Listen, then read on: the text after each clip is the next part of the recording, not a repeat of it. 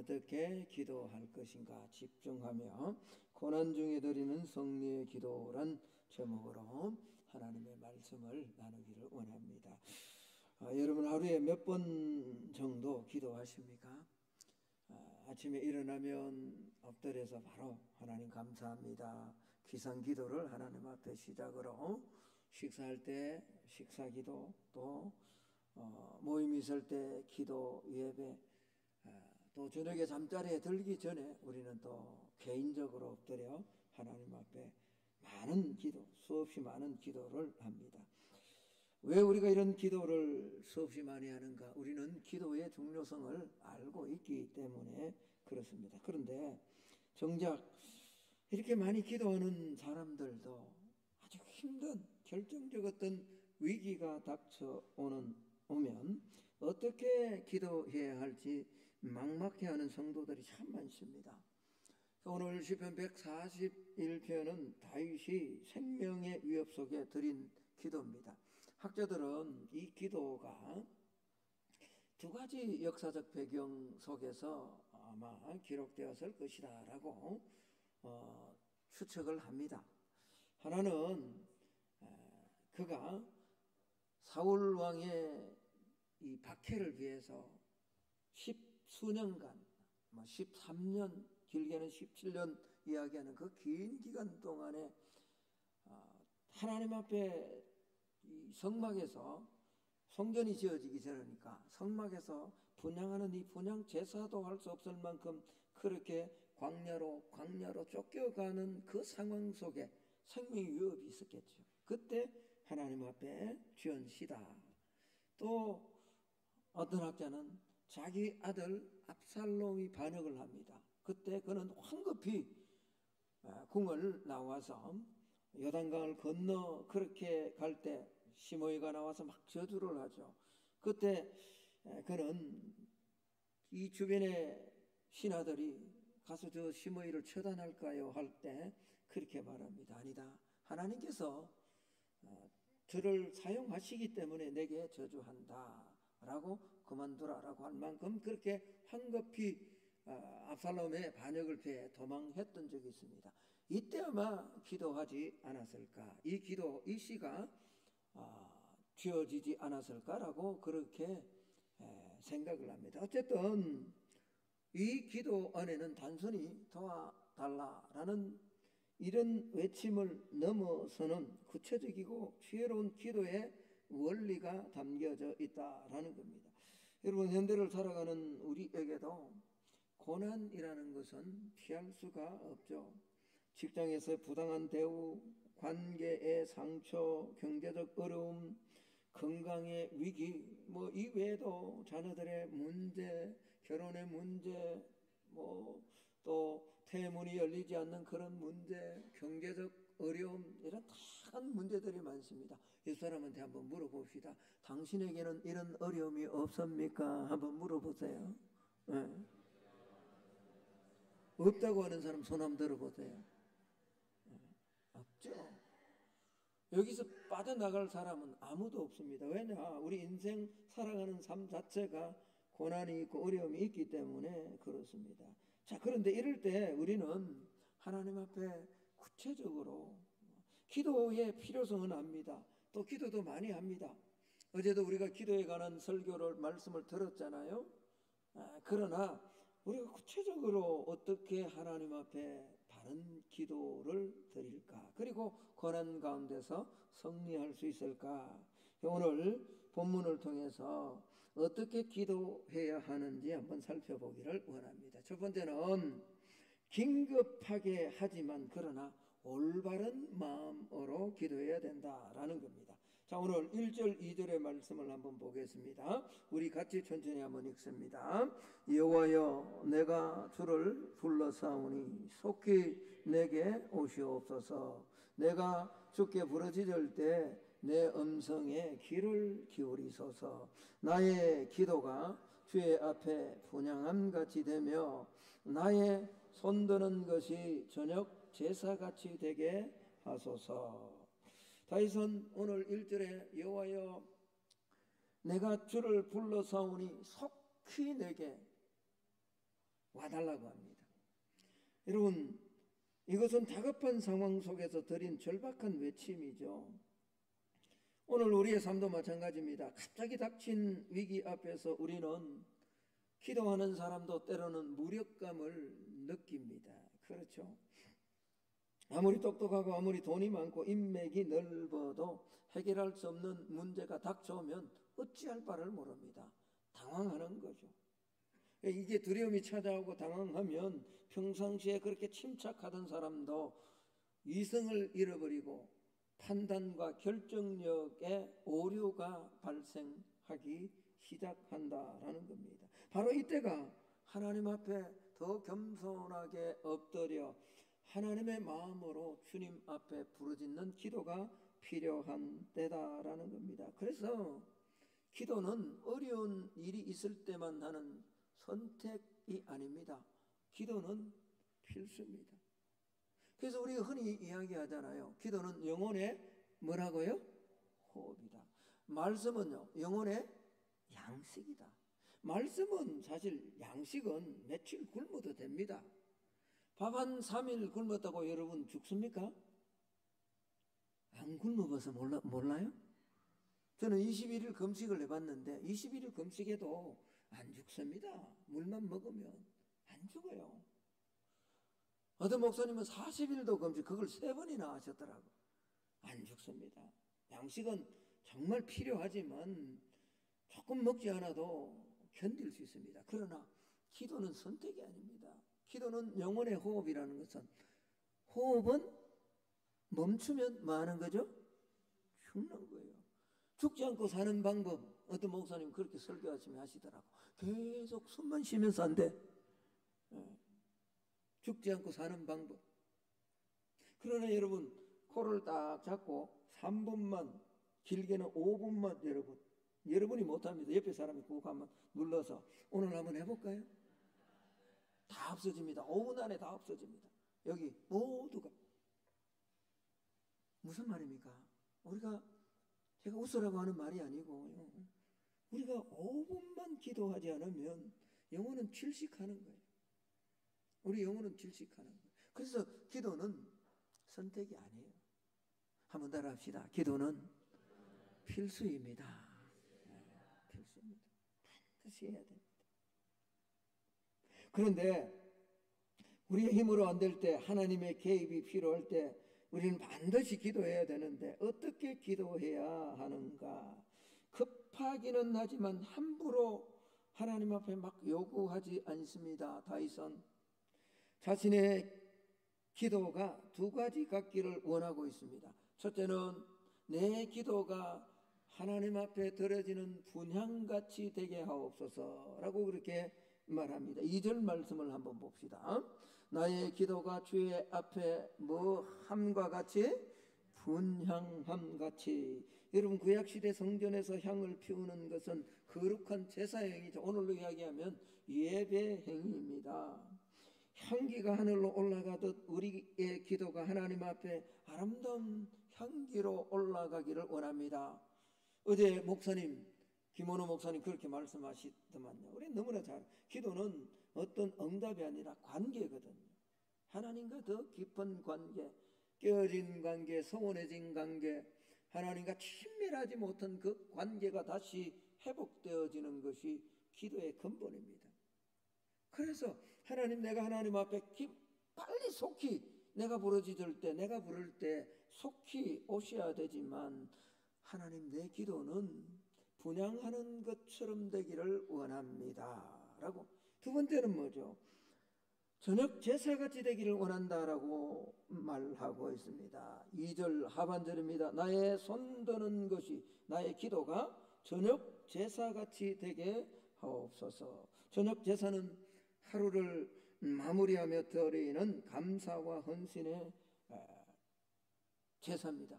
여러분, 유대인들은 코르반 타미드에서 아침과 저녁에 상번제가 있습니다. 상번제란 말은, 상이란 항상 상자죠. 늘 빼지 않고 드리는 제사, 상번제, 태워서 드리는 제사, 그게 아침과 저녁이에요. 저녁에 드리는 제사는 하루를 지켜주심으로 새날을 주실 것을 기대하며 소망하며 하나님 앞에 드리는 제사가 저녁 제사입니다. 그래서 다윗은 내가 드리는 기도가 분향함 같이 되고 내가 드리는 기도가 저녁 제사 같이 되게 해 주십시오라고 말하고 있습니다. 여러분, 이게 뭘 의미합니까? 기도는 급하더라도 예배와 같이 예배 같은 태도로 하나님 앞에 드려지기를 원합니다 라고 다윗이 고백하고 있는 거죠. 오늘 우리의 기도를 보면 참 그런 예의가 없습니다. 그런 경우가 참 많습니다. 힘들 때, 어려울 때. 때로는 새벽기도 전혀 안 나오시는 분이 갑자기 나오면 목사님들이 두렵다 그러잖아요. 아, 저 집에 무슨 일이 생겼나, 문제가 생겼나. 그런 기도는 급할 때만 찾는 기도거든요. 빨리 내게 오셔서 위급한 상황이 하나님 도와주시는 건 당연하죠. 내 자녀가 어려움을 당했는데 부모가 안 도와줄 부모가 어딨냐고요. 그건 자녀가 아버지에게 요청하는 것 당연한 거고 아버지가 도와주는 것 당연한 겁니다. 그럼에도 불구하고 다윗은 우리의 기도가 좀 하나님 앞에 예배 드리는 것처럼 겸손한 마음으로 관계 속에서 좀 드려지기를 원합니다. 오늘 우리 기도가 내가 급할 때 하나님 이것 좀 해주십시오, 빨리요, 그렇게 요구하고 말아요. 그리고 듣지도 않아요. 새벽기도 나올 때도 제가 늘 말씀드렸잖아요. 우리는 반드시 기도한 후에 이것저것 필요합니다. 그래야죠. 요구해야죠. 그러고 난 다음에 내가 10분을 기도한다면 적어도 한 2분 정도는 하나님의 음성을 들어야 됩니다. 하나님, 내가 이렇게 기도했는데 이게 맞습니까? 맞지 않습니까? 그게 예배의 태도죠. 저녁 제사와 같은 거죠. 다윗은 우리에게 가르칩니다.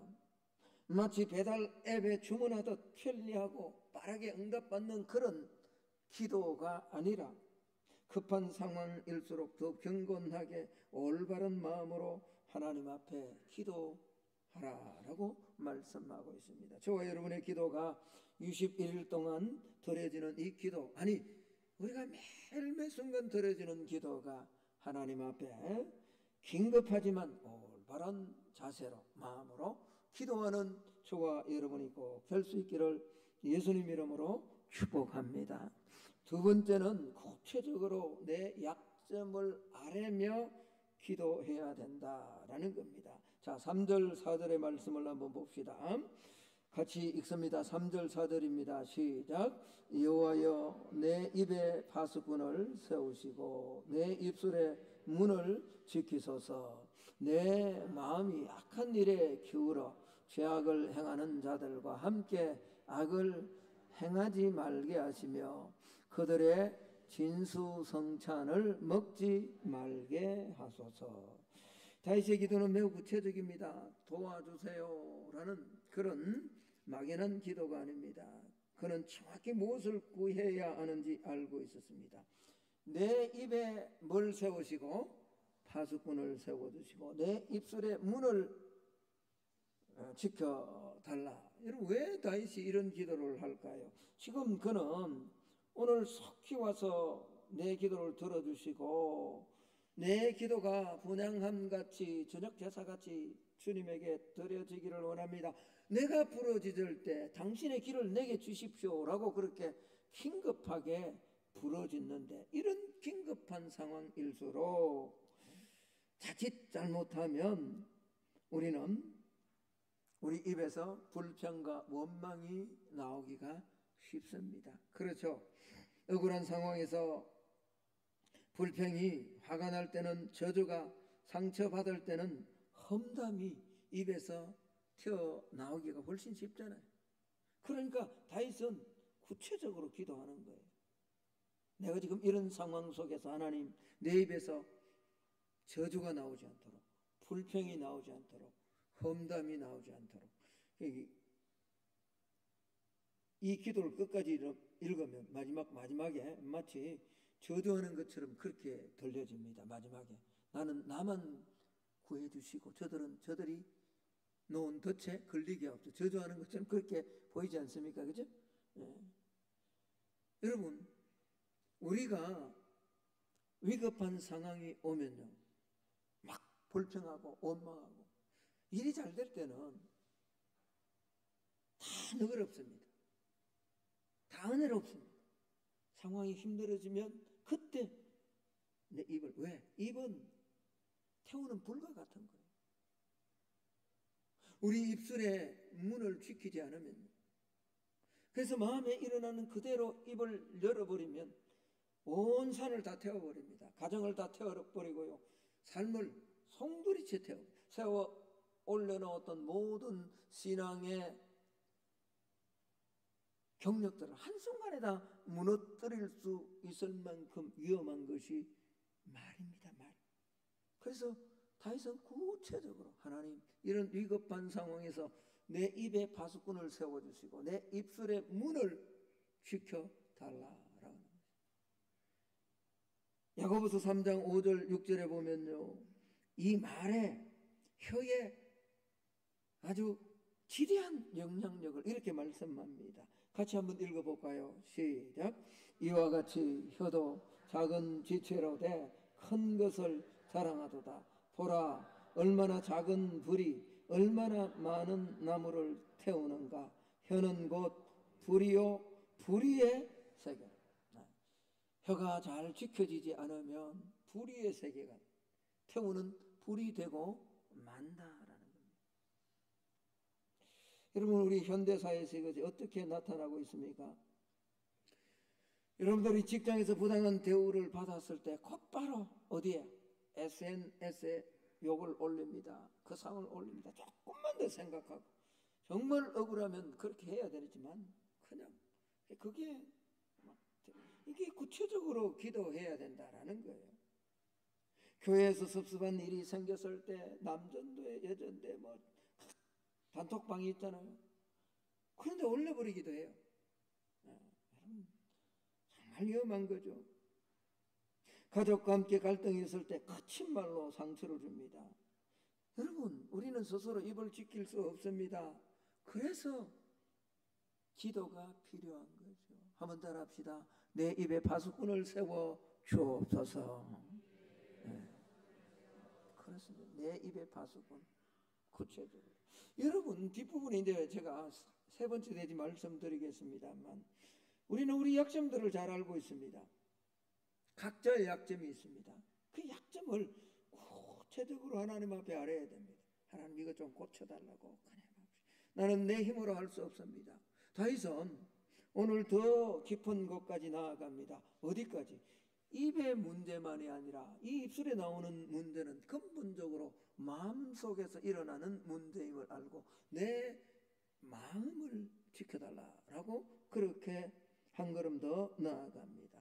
자, 4절 말씀을 우리 한번 볼까요?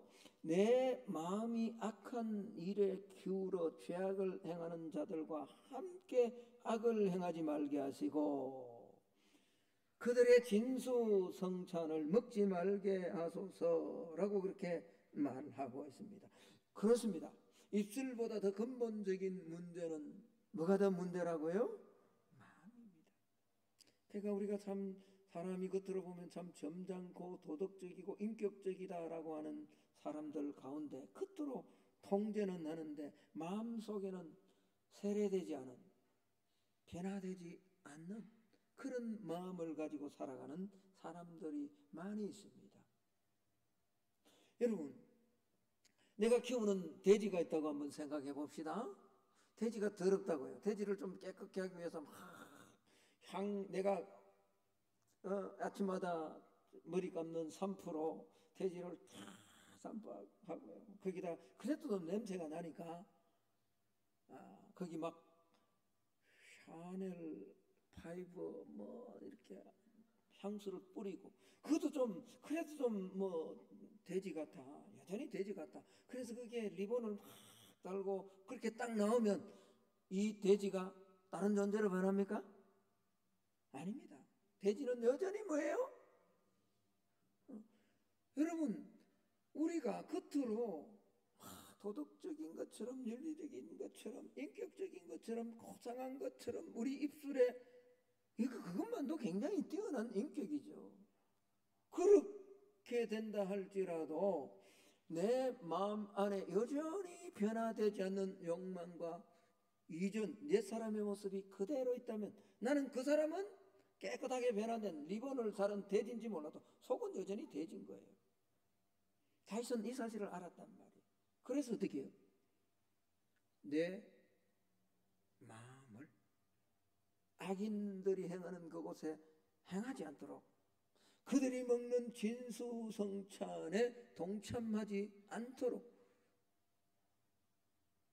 여러분, 고난이 길어지면 우리 마음에 이런 유혹이 찾아옵니다.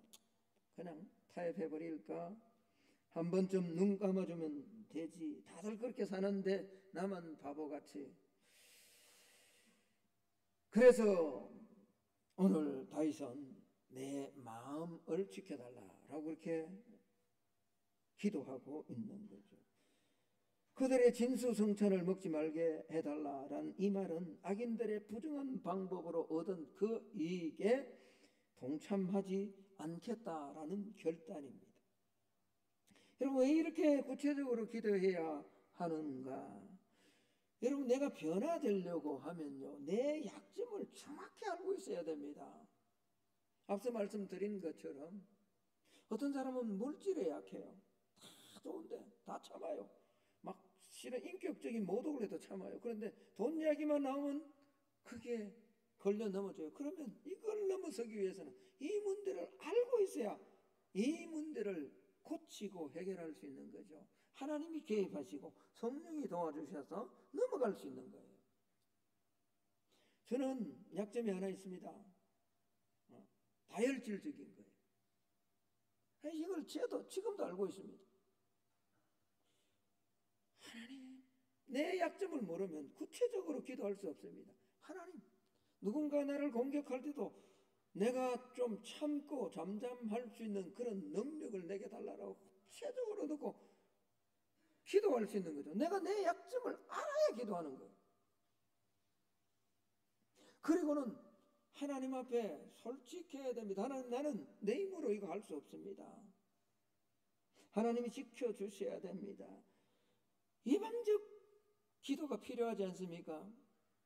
죄를 짓고 나서 회개하는 것보다 죄 짓기 전에 미리 기도하는 것, 그게 지혜이기 때문에 그렇습니다. 그러므로 여러분, 이 21일 동안 우리가 기도하면서 올라와 하나님 앞에 구체적으로 도움을 구하며 기도하는 우리 성만의 성도들이 될 수 있기를. 그리고 이번에는 내 약점이나 내 연약한 부분, 내 고난의 문제가 구체적으로 기도하는 그 작은 부분, 한 부분에 하나님의 응답의 역사가 일어나는 이 놀라운 은혜를 올라오는 모두가, 기도에 참여하는 모두가 경험할 수 있기를 예수님 이름으로 축복합니다. 마지막 세 번째는 겸손하게 책망도 은혜로 받으며 기도하는 이 기도, 정말 놀라운 모습입니다. 자, 5절에서 7절 말씀까지 한번 보겠습니다. 제가 한번 읽어보겠습니다. 5절에서 7절입니다. 의인이 나를 칠지라도 은혜로 여기며 책망할지라도 머리에 기름같이 여겨서 내 머리가 이를 거절하지 아니할지라. 그들의 재난 중에도 내가 항상 기도하리로다. 그들의 재판관들이 바위 곁에 내려 던져졌도다. 내 말이 닮으로 무리가 들으리로다. 사람이 밭 갈아 흙을 부스뜨림같이 우리의 해골이 서울 입구에 흩어졌도다. 여러분, 오늘 이 5절에 보면 다윗은 엄청난 충격적 고백을 합니다. 의인이 나를 칠지라도 은혜로 여기고 책망할지라도 머리에 기름같이 여겨서, 그렇게 기도하기를 원한다. 여러분, 고난 중에 있는 사람에게 다른 사람의 책망만큼 듣기 싫은 것이 없습니다. 우리 욥을 잘 압니다. 욥이 의로웠잖아요. 하나님이 인정할 만큼 어려운 사람입니다. 그런데 욥에게 고난이 찾아왔습니다. 이때 욥의 친구 3명이 번갈아 와가지고 바른 말합니다. 엘리바서, 빌닷, 소발이라는 이 세 명의 친구가 세 번이나, 그래서 욥기서를 보면요, 욥이 고난을 당하고 난 다음에 이 세 명의 친구들이 차례대로 1차로 엘리바서, 빌닷, 소발, 그리고 그 다음에 또다시 엘리바시가 찾아옵니다. 빌닷, 소발, 그리고 또 세 번째 계속 와서 이야기합니다. 여러분, 그 고난 가운데 있는 사람이 맞는 말인지 모릅니다. 그럼에도 불구하고 책망하는 것 참 듣기가 힘들죠. 우리는 위로받고 싶지 지적받고 싶지 않습니다. 그런데 다윗은 이 의인의 책망을 머리에 기름같이 여기겠다라고 말합니다. 여러분 5절을 다시 한번 보십시오. 의인이 나를 칠지라도 은혜로 여기고, 그러니까 의인이 지금 내가 고난 가운데 있어서 막 친다고요. 책망하면 그걸 은혜로 여기고, 책망할지라도 머리에 기름같이 여겨서, 여러분 머리에 기름을 붓는 것은 귀한 손님을 환대하거나 왕이나 선지자나 제사장을 세울 때 하는 거룩한 영광스러운 의식입니다. 그러니까 오늘 다윗은 책망을 그만큼 뭐하게 여겼다는 거죠? 귀하게 여겼다. 여러분, 왜 이런 태도가 우리에게 필요할까요? 잠언서 27장 6절은 이렇게 말씀합니다. 같이 한번 읽어봅니다. 시작. 친구의 아픈 책망은 충성에서 나온 것이거니와 원수의 잦은 입맞춤은 거짓에서 난 것이니라. 고난 중에 우리 앞에 나타나는 사람은요, 두 종류입니다. 첫 번째 사람은 편하지만 위험합니다. 아무 문제 없다, 괜찮다, 더 그 길을 가라라고 달콤한 말로 그냥 이야기합니다. 또 한 사람은요, 아프지만 유익한 사람입니다. 우리가 어떤 말을 더 많이 듣습니까? 저도 누군가 내가 잘못한 걸 뻔히 아는데, 분명히 아는데 막 지적질하면 화가 나요. 성숙하지 못했다는 말이겠죠. 정말 이게 힘듭니다. 근데 다윗이 뭐죠? 하나님 앞에 우리가 그런 모습으로 기도할 필요가 있다는 거죠. 현대 성도들, 현대 교회, 현대인들의 문제 중 하나가 바로 이겁니다. 듣고 싶은 것만 듣는다는 거죠. 가장 무서운 게, 여러분 조심해야 될 게 여러분이 보는 유튜브나 이런 SNS에 여러분들이 관심을 가지는 것만, 그것이 계속 여러분에게 주어진다는 사실을 꼭 기억해야 됩니다. 알고리즘이라는 것을 통해서요, 여러분이 옷에 관심이 있어서 무슨 옷을 딱 사면요, 아침에 제가 설교 한 편을 딱 트는데도 옷 이야기를, 광고를 딱 떼어줍니다. 무섭습니다. 내가 보수다? 내가 진보다? 여러분, 보수든 진보든 자기 가치관을 가지고 분명한 결정할 수 있는 성숙한 판단력을 가지고 대해야죠. 그렇지 않으면 여러분 듣고 싶은 이야기만 다 설교를 들어도요, 위로의 소망에 관한 설교만 듣기 시작하면, 그거 한 3편 4편만 들으면 유튜브에 여러분 들어오는 모든 설교는 그런 방향으로 알고리즘이 계속 여러분을 끌어갑니다. 여러분이 판단해서 듣는 게 아니고, 그런 걸 계속 듣다 보면요, 내가 듣고 싶은 이야기만 들어지는 거예요. 그러다가 정말 중요하고 정말 들어야 될 메시지가 나오면 그건 꺼버리는 거예요. 듣지 않는 거예요.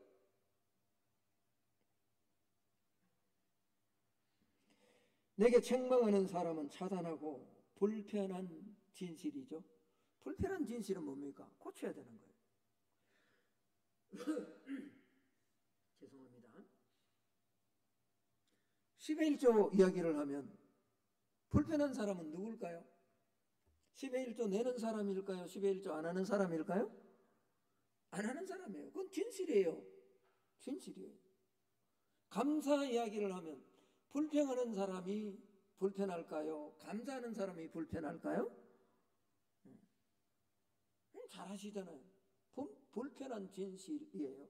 감사하는 사람은 그 감사의 이야기를 통해서 아무리 강력한 메시지, 우유가 아니라 딱딱한 음식으로 메시지가 전해져도 전혀, 그러나 감사하지 않는 사람은 감사 못하는 것 때문에 불편한 거예요. 그런데 그걸 뚫어야 된단 말이에요. 왜?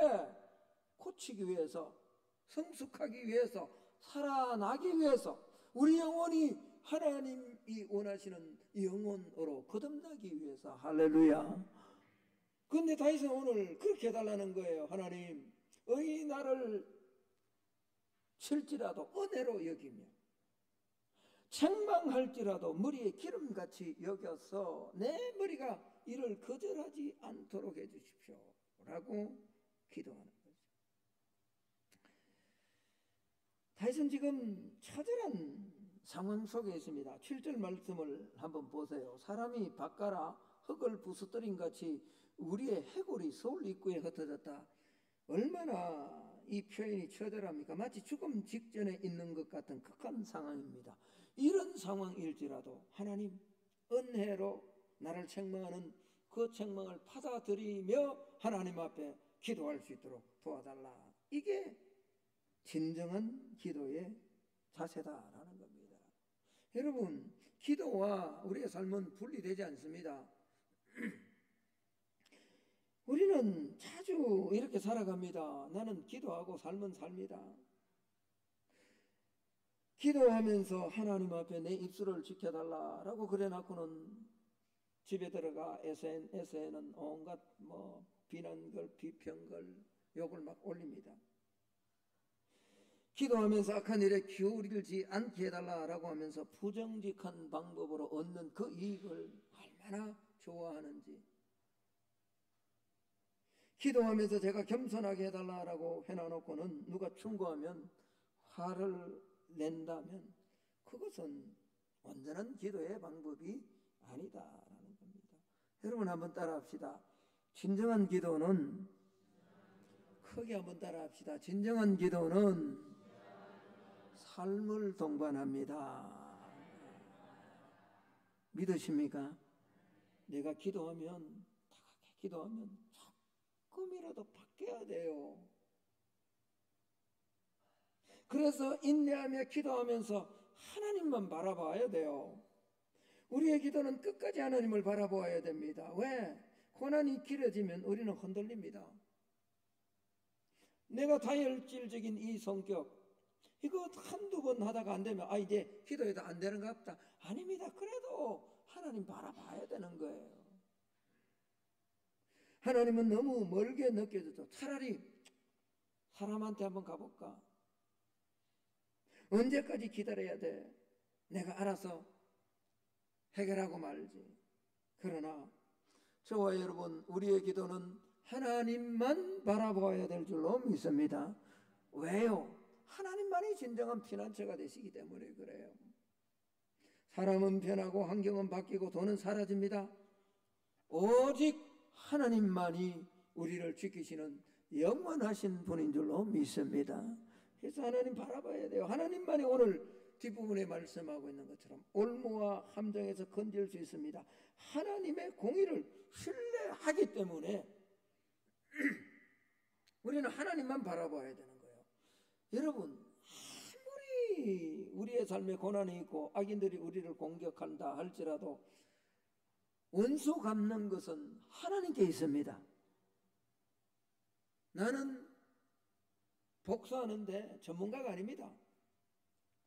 복수는 하나님의 것입니다. 여러분 믿으십니까? 의사가 나를 고쳐야지 돌팔이가요 고치기 시작하면 큰 사이드 이펙트, 부작용이 나타납니다. 우리는 원수 갖고 복수하는데 절대로 전문가가 아닙니다. 의사가 아닙니다. 복수의 전문가는 하나님이십니다. 그래서 우리가 억울하고 고난이 올 적마다 뭐죠? 하나님 앞에 손을 드는 거예요. 어떻게? 분향함같이, 저녁 제사같이, 예배의 모습으로, 무례함이 아니라 하나님 그리고 어떻게 해요? 구체적으로 하나님 나 이런 약점이 우리 집에 지금 이런 문제가 있습니다. 솔직하게 내가 하나님 해결할 수 없으니 도와주세요. 25년을 살아가는 우리 안에는 수많은 유혹이 있습니다. 빠른 성공을 약속하는 온갖 자기 개발서가 있죠. 적극적 위로를 주는 SNS, 편리한 해결책을 제시하는 세상의 방법들 얼마나 많은지 모릅니다. 무슨 말이냐? 기도하지 않고도 이런 것을 통해서 뭔가 위로를 얻고 해결을 얻을 것처럼 그렇게 유혹합니다. 이런 게 나쁘다는 게 아닙니다. 문제는 그러나 이것이 하나님을 결코 대신할 수는 없습니다. AI가 아무리 발달하고 지금은 AI 챗 GPT가 아니라 이제 슈퍼 챗봇이 나올 정도로 그때는 이제 더 이상 사람이 뭐 감당할 수 없을 만큼 그런 어떤 상황이 올지도 모른다라고 예견을 합니다. 그러나 그럼에도 불구하고 아무리 지식과 환경들이 상황들이 뛰어나다 할지라도 사람의 마음을 움직이고 우리의 마음에 참된 평안과 위로를 주시는 분은 하나님 한 분밖에 없습니다. 그래서 하나님 앞에 기도해야 된다는 말씀의 결론을 맺을 겁니다. 기도는 삶이고 삶은 기도입니다. 긴급하게 그러나 경건하게 구체적이고 솔직하게 겸손하게 책망도 받아들이는 살아있는 우리의 기도가 하나님 앞에 21일 동안 적어도 21일 동안 분향하는 향처럼 저녁에 드리는 제사처럼 하나님 앞에 드려지기를 소망합니다. 그러면서 오늘 다니엘 기도를 드리며 구체적인 실천 한 5가지만 제가 그냥 영상에 나타날 거니까 읽고 넘어가려고. 이게 또 설명하면 상당한 시간이 소요되기 때문에 첫 번째는요, 구체적으로 내 약점을 적어 보면서 그것을 위해 구체적으로 기도. 지금 적으려고 하지 마시고 이거 필요하면 우리 유튜브 있잖아요. 들어가셔서 꼭 그렇게 한번 이번에 실천해 보기를 원합니다. 나의 약점이 뭔가 한번 적어 보십시오. 두 번째는 누군가가 나에게 충고나 책망을 한다면 즉각 반응하지 말고 그냥 한번 기도해 보십시오.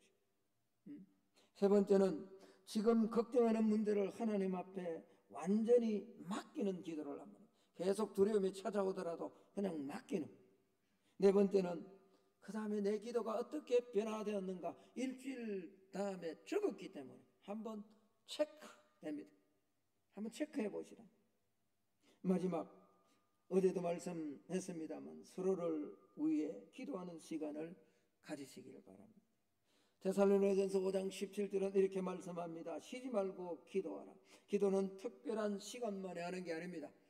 서론에서 말씀드린 것처럼 기도하지 않으면 우리 영혼은 사실상은 죽었거나 병든 상태로 무력한 상태로 우리의 영혼이 신앙생활이 아닌 종교생활로 형식만 가지고 살아갈 수밖에 없다라는 겁니다.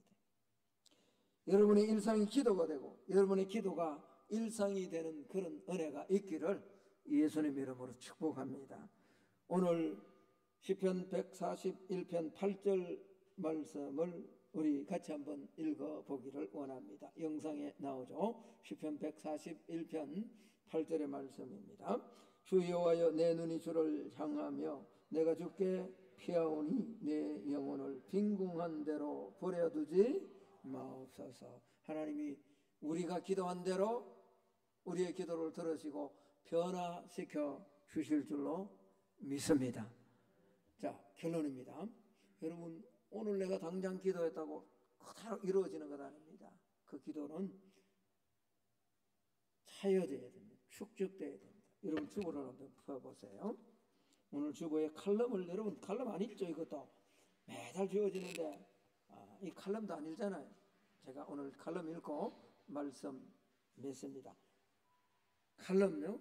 다 찾으셨나요? 축적은 단순한 반복이 아니라 방향을 가진 반복입니다. 목적 의식 없는 반복은 낭비이지만 의식적인 반복은 성장입니다. 믿으십니까? 눈부신 변화는 한순간의 번뜩임 때문이 아니라 보이지 않는 꾸준함의 누적입니다. 물은 99도에서 끓지 않습니다. 그러나 1도만 더 올라가면 상태가 완전히 바뀌어집니다. 축적의 과정도 마찬가지입니다. 오랜 시간 아무 변화 없는 것처럼 보이다가 어느 순간 극적인 반전이 일어납니다. 사람들은 그 반전의 순간만 보고 기적이라고 부르지만 정작 중요한 것은 그 이전까지 묵묵히 쌓아온 99도까지의 시간입니다. 쌓아온 축적이 어느 날 기적을 낳고 무적을 낳습니다. 우리가 선을 행하되 낙심하지 말지니 포기하지 아니하면 때가 이름에 거두리라. 하나님은 우리의 작은 순종과 눈물 그리고 끝까지 믿고 기다리는 인내, 기도를 통해 기적의 순간을 준비시키는 줄로 믿습니다. 그러니 아직 기적이 보이지 않아도 멈추지 마시기를 바랍니다. 지금 이 순간 믿음의 축적이, 기도의 축적이, 인내의 기도가 하나님의 기적을 준비하는 시간인 줄로 믿습니다. 이 복을 누리는 우리 모두가 되기를 예수님 이름으로 축복합니다. 자, 우리 오늘 들은 말씀을 가지고 한 3분 정도 한번 기도합시다. 하나님, 내 기도가